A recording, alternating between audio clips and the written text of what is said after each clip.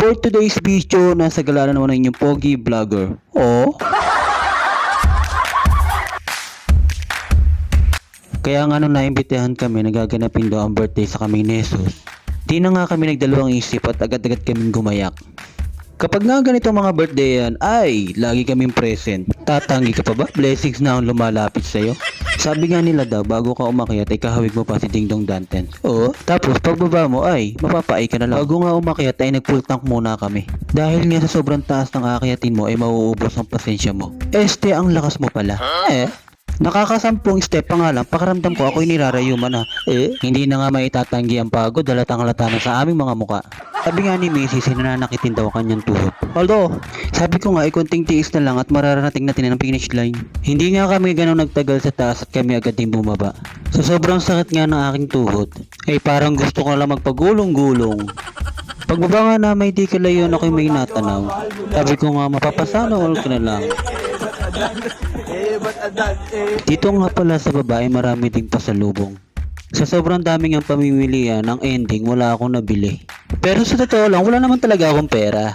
Kung nagtitipid kayo, meron naman dyan mga tatlo 100, ikaw na lang talaga ang mamimili. At heto nga si Kulit at inantok na kakaikot namin. Dahil nga mainit ang panahon, heto nga at napa-ice cream pa kami. Tulad ng jowa mo, kailangan din namin magpalamig. Pagkatapos nga namin magpahinga, heto nga tag-ikot-ikot muna ako. Bukod nga sa tindahan ng mga pasalubong na nakita ko kanina, marami pa palang kainan dito. 2 beses na nga pala kami nakapunta dito, parang hindi ko to nakita nung nakaraang nagpunta kami. Sabi ko nga buti pa yung pagkain dito, sobrang dami. Pero yung pagmamahal mo, kukunti na lang. Ano kunik? Tapos kung pakiramdam mo sawa ka na sa buhay mo, subukan mo mag-slide dito. Siyempre, eme lang yun. Wala namang mangyayari sa'yo. Mapuputpud lang naman yung short mo sa pitan mo. Yung slide nga nila dito ay parang mukha ng ex mo. Medyo magaspang. Maiba nga ako. Tuwang-tuwa nga pala yung aming baby nung nakakita ng malalaking isda. Sa sobrang tuwa nga niya ay parang gusto niyang bumaba. Sabi ko na nga lang ay hindi pwede. Baka kainin ka ng malalaking isda. Pwede nga pala magpakain ng isda dyan. Sayang nga at hindi namin nasubukan. Sabi ko nga ay okay lang at nag-enjoy naman kami.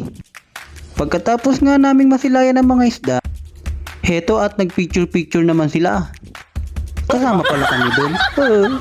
Sabi ko nga kay Mrs. picturean mo ako dito sa may sasakyan. Para ka ako'y may pang-profile picture na.